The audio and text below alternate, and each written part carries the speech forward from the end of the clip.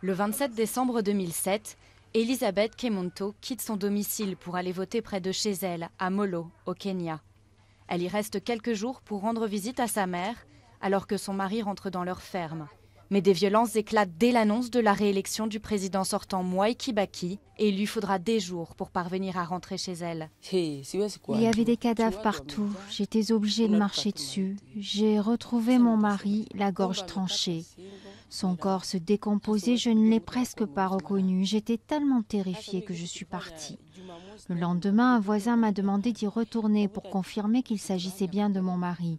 Quand j'y suis allée, l'odeur était tellement insoutenable que je ne pouvais pas respirer.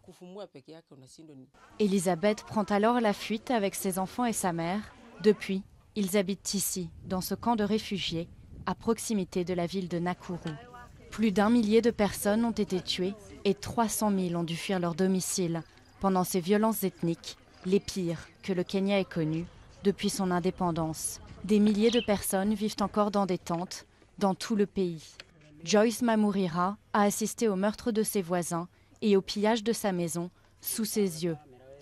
Tout ce qu'elle a reçu en compensation, ce sont 10 000 shillings kenyans, soit environ 90 €.